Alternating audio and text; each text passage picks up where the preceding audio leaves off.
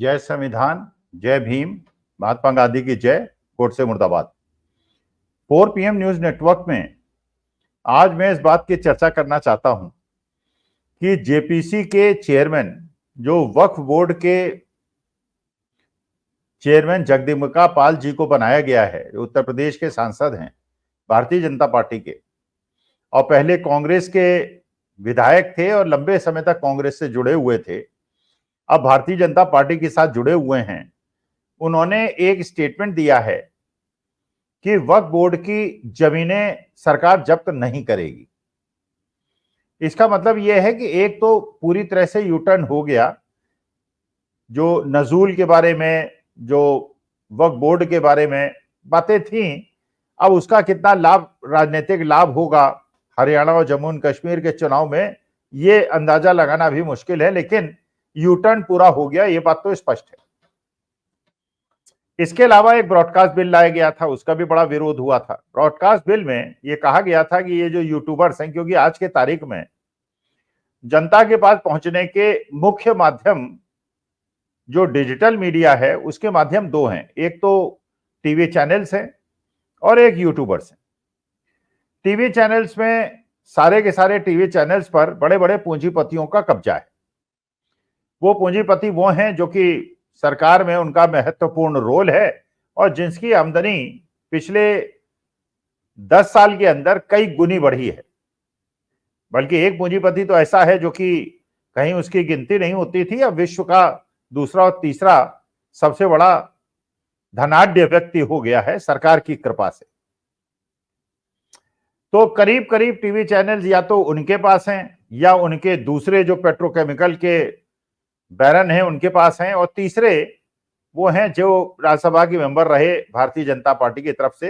तो आज के तारीख में टीवी चैनल्स में शायद ही कोई चैनल ऐसा हो जो पूरी तरह से गोदी मीडिया के रोग से ग्रसित ना हो। एक आध है जिसमें कुछ प्रोग्राम जो एंकर्स हैं वो कि न्यूट्रल रहते हैं और कुछ एंकर जो हैं वो गोदी मीडिया की तरह काम करते हैं, लेकिन पूरी तरह से निष्पक्ष कोई नहीं है।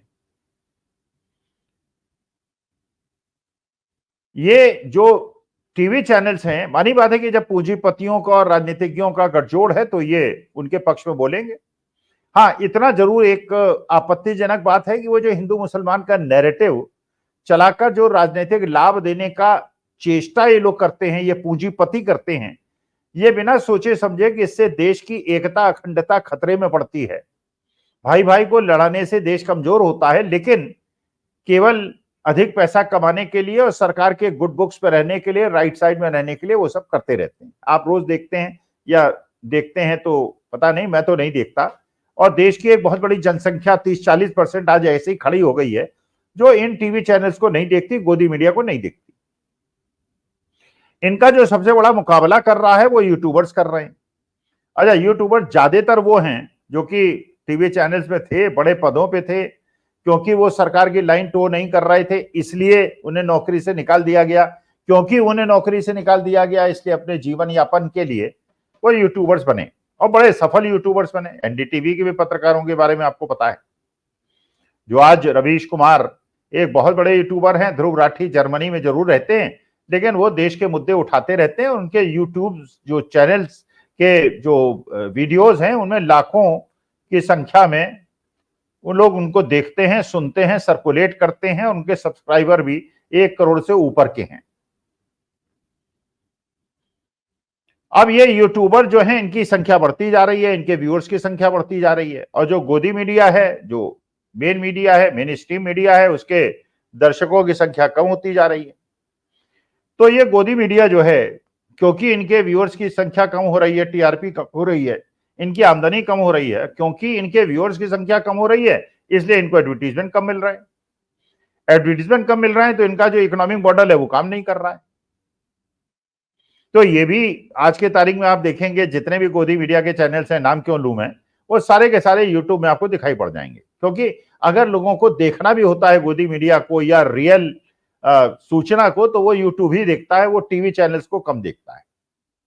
और वो भी क्योंकि उन्हें वैकल्पिक स्रोत आय के सृजित करने हैं, क्योंकि बड़ी बड़ी बिल्डिंग्स बना ली हैं, बड़ी बड़ी तनख्वाहों में लोगों को रख लिया है, इक्विपमेंट्स खरीद लिए हैं और खर्चे बढ़ा लिए हैं। अब सरकार को ये लग रहा है कि जो 2014 का चुनाव लड़ा गया था वो व्हाट्सएप से लड़ा गया था, क्योंकि व्हाट्सएप में जो अमित शाह जी ने एक बार कहा था कि हमारे इतने व्हाट्सएप ग्रुप्स हैं और एक एक आदमी 100 व्हाट्सएप ग्रुप से मेंबर है, तो लाखों करोड़ों की संख्या में व्हाट्सएप हैं और हम उनके सूचना के माध्यम से, आईटी सेल के माध्यम से मिनटों में करोड़ों लोगों तक अपनी बात पहुंचा सकते हैं, जो कि अपोजिशन की बात नहीं है, अमित शाह जी ने कहा था। और ये बात सच भी थी। 2014 में WhatsApp made lot of difference. 2019 का चुनाव जो था वो बेसिकली गोदी मीडिया का चुनाव था। गोदी मीडिया ने जनता को गुमराह किया था, जनता को सही सूचना नहीं दी थी, उनको पाकिस्तान, मुसलमान, कब्रिस्तान, शवासान, पता नहीं क्या क्या किस चीज में फंसाकर उनको दिग्भ्रमित किया था और जनता को लगा था कि जैसे हिंदुस्तान हिंदू राष्ट्र बन जाएगा। कभी ये तो बृहत हिंदुस्तान की बात करते हैं, कभी ये हिंदू राष्ट्र की बात करते हैं, क्योंकि अगर अफगानिस्तान को, पाकिस्तान को, बांग्लादेश को अपने देश में मिला लेंगे तो हिंदू राष्ट्र कैसे बनेगा, क्योंकि सारे देश जो हैं ये मुसलमान बाहुल्य है। खैर, अब ये गोदी मीडिया से घबराए, मेन मीडिया भी घबराई और सरकार भी घबराई, क्योंकि अब जो नैरेटिव बना 2024 में वो यूट्यूबर्स ने बनाया और व्यूअरशिप यूट्यूबर्स की बहुत ज्यादा है। अच्छा, उनका बिजनेस मॉडल भी गोदी मीडिया से बेटर है, खर्चे कम है, आमदनी ज्यादा है, तो वो अपने एक्सपेंशंस भी कर रहे हैं और उनकी पहुंच भी बढ़ती चली जा रही है, जो एक खतरे का संकेत है भारतीय जनता पार्टी के लिए।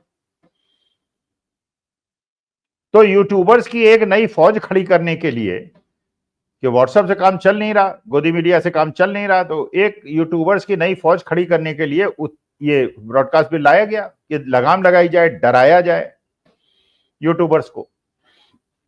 लेकिन जब उन्हीं के पार्टी के लोगों ने, उन्हीं के गठबंधन के लोगों ने उसका विरोध किया, तो वो ब्रॉडकास्ट बिल को उन्होंने सेलेक्ट कमेटी को भेज दिया और कहा कि अक्टूबर में इसका रिव्यू करेंगे। अब राज्यसभा में भी उनकी मेजोरिटी हो गई, हो सकता है किसी दिन दुस्साहस करें, उसको पास करा दें और यूट्यूबर्स पे लगाम कसें और ये हो कि साहब आपने देश विरोधी कंटेंट दिया है या मिसलीडिंग कंटेंट दिया है, इसलिए आपको 3 साल से आजीवन कारावास की जेल दी जाती है। लेकिन अभी फिलहाल जो सेंट्रल गवर्नमेंट का ब्रॉडकास्ट बिल है वो डिफरेंस में है और 3 महीने बाद पता चलेगा क्या होता है क्या नहीं होता है। लेकिन उत्तर प्रदेश सरकार ने एक नया बिल, एक कानून जारी कर दिया, एक अपना नियम जारी कर दिया विशेष प्रमुख सचिव द्वारा, कि हमारे यहाँ जो लोग अच्छा सरकारी स्कीम को आगे बढ़ाएंगे, उनकी स्कीम जनता तक पहुंचाएंगे, उनको 8 लाख रुपए तक का योगदान दिया जाएगा और जो राष्ट्र विरोधी कार्य में लिप्त पाए जाएंगे यूट्यूबर्स, उनको 2-3 साल से लेकर आजीवन कारावास की जेल दी जाएगी। तो दिल्ली सरकार जो नहीं कर पाई, उसे उत्तर प्रदेश सरकार उसका टेस्टिंग कर रही है कि इसकी प्रतिक्रिया क्या होती है। अब इसमें मानी बात है कि आज यूट्यूबर्स हैं, जितने भी यूट्यूबर्स हैं, 100 हैं मान लीजिए, 10-15 ऐसे हैं जो आज भी गोदी यूट्यूबर्स हैं, 90 ऐसे हैं जो नॉन गोदी यूट्यूबर्स हैं, जो इंडिपेंडेंट पत्रकार हैं। इसमें कुछ ऐसे होंगे जो प्रलोभन में पड़ेंगे, कुछ ऐसे होंगे सोच रहे हैं जिनको व्यूअरशिप नहीं मिल रही है, जिनको लोग देख नहीं रहे हैं, कि चलो गोदी यूट्यूबर बन जाते हैं, 8 लाख रुपए तो मिल ही जाएगा, जीवन में कुछ तो आनंद उठाएंगे। और बाकी ऐसे हैं जो हर खतरे का मुकाबला करेंगे और कहेंगे कि नहीं, हम तो संघर्ष करेंगे, हम तो सच की बात बताएंगे और हम जो सरकारी नीतियों का विरोध करेंगे, अगर किसानों को एमएसपी की गारंटी नहीं मिलेगी उसका विरोध करेंगे, हम अग्निवीर का विरोध करेंगे, हम न्यू पेंशन स्कीम जो यूपीएस लाया गया उसका विरोध करेंगे और जो जन विरोधी हैं उनका विरोध करेंगे, क्योंकि यही पत्रकारिता का धर्म है। तो कुछ झुक जाएंगे, कुछ गोदी में चले जाएंगे, कुछ गोदी में नहीं जाएंगे। लेकिन जो असली बात राज्य सरकार को, उत्तर प्रदेश सरकार को सोचनी चाहिए वो ये है कि भाई गोदी मीडिया को लोगों ने देखना छोड़ा क्यों है। क्योंकि देखिए, जो पेट की आग है, जो पेट की परेशानी है, जो बच्चे की बेरोजगारी है, जो महंगाई है, जो अग्निवीर की समस्या है, जो किसानों की समस्याएं हैं, जीएसटी का बढ़ना है, कॉर्पोरेट टैक्स का कम होना है, बड़े लोगों का बड़े होते जाना है, छोटे लोगों का छोटे होता जाना है, ये आदमी खुद महसूस कर रहा है। जब देश की जनता किसी समस्या से ग्रस्त है, जब उसको महसूस खुद कर रही है, और अगर गोदी मीडिया के माध्यम से या गोदी यूट्यूबर्स के माध्यम से आप उसकी उल्टी बात करेंगे और कहेंगे कि इंडिया इज शाइनिंग, तो जनता कहेगी कि आप झूठ बोल रहे हैं, because he is feeling the pinch.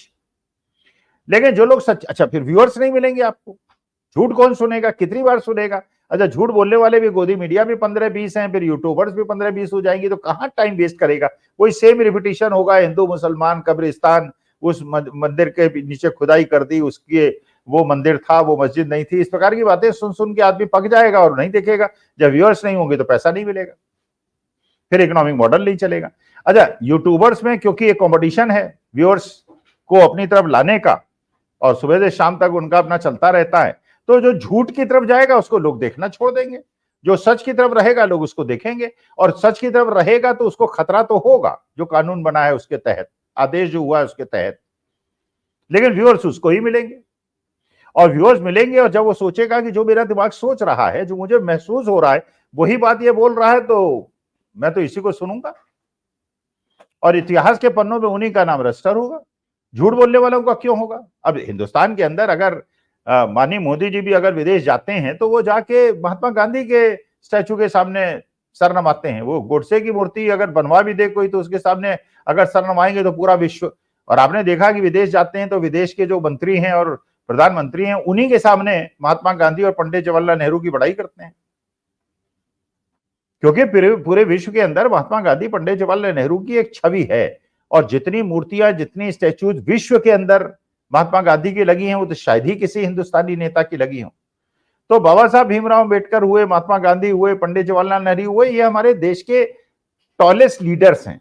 अगर आप इनको नीचा दिखाने का प्रयास करेंगे और किसी एक बिल्कुल नाचीज चीज को इनसे ऊपर उठाने का प्रयास करेंगे, तो जनता इसको कब तक स्वीकार करेगी। भाई ठीक है, आपके पास पैसा है, आपके पास चुनावी बॉन्ड का पैसा है, आपके पास प्राइमरी केयर फंड का पैसा है, आपके पास पूंजीपतियों का पैसा है, अथाह पैसा है, एडवर्टीजमेंट के माध्यम आपके पास है, गोदी मीडिया आपके पास है, तो कुछ समय तक तो जनता को आप गुमराह कर लेंगे, लेकिन उसके बाद इन लोगों का क्या हो। अच्छा, फिर उत्तर प्रदेश में तो आप कानून ले आए, जो आपके खिलाफ लिखेंगे इस कानून के तहत आप उनको जेल भेज देंगे, तो फिर कर्नाटका में क्या होगा, फिर तेलंगाना में क्या होगा, फिर तमिलनाडु में क्या होगा, फिर वेस्ट बंगाल में क्या होगा। तो वहां पे अगर वेस्ट बंगाल के अंदर जो लड़की के साथ, डॉक्टर के साथ रेप हुआ है, उसको अगर कोई दिखाने का प्रयास करेगा, तो इसी कानून को वहां लागू करके वो उनके खिलाफ भी केस कर देंगे। जबकि वहां पे भर्त्सना होनी चाहिए ममता बनर्जी के लिए, जिस प्रकार से वहां पे मारपीट और तोड़ फोड़ हो रही है। और महाराष्ट्र के अंदर, बदलापुर के अंदर बच्चियों के साथ अन्याय हुआ है, वहां पे आप आंदोलन करने की परमिशन नहीं दे रहे हैं। तो एक तरफ जो आपकी अपोजिशन की सरकार है, वहां तो खुला तांडव हो रहा है, और जहां डबल इंजन की सरकार है, वहां पे आप करने ही नहीं दे रहे हैं, आंदोलन ही नहीं करने दे रहे हैं। और जो 1 साल पहले स्टैचू बना छत्रपति शिवाजी का, वो गिर रहा है, इसका माने वहां भी घूसखोरी हुई है, सीमेंट नहीं लगा है, उसके अंदर रेत लगा है। जबकि यहाँ 100-100 साल, 150-150 साल, अब स्टैच्यू ऑफ लिबर्टी जो अमेरिका के अंदर है, कितने सालों से खड़ी हुई है। अब सरदार पटेल जी की मूर्ति तो चलिए, सरदार पटेल की मूर्ति चाइना से बन के आई है, तो शायद मूर्ति तो ना टूटे, लेकिन उसके नीचे जो आपने बेस बनाया है वो चीनियों ने बनाया है, आपने बनाया है, किन ठेकेदारों ने बनाया, उसके बाद वो गिर गिरा जाए तो देश का दुर्भाग्य होगा, क्योंकि पूरे विश्व के अंदर सरदार पटेल की उस स्टैचू की चर्चा है। आपके मंदिर आप नए नए बनाते हैं, पता नहीं इतने हजार करोड़ खर्च कर देते हैं, वो चूने लगते हैं, संसद चूने लगता है, पुल टूट जाते हैं, रोज दुर्घटनाएं होती हैं। अब उसमें कहाँ यार, कितना पैसा खाओगे, कितना भ्रष्टाचार। अच्छा, इसका विरोध करेंगे तो ये राष्ट्र विरोधी कैसे हो गया भाई। भारत तो हम सबकी माता है, पूरे हिंदुस्तान के 142 करोड़ लोगों की माता है।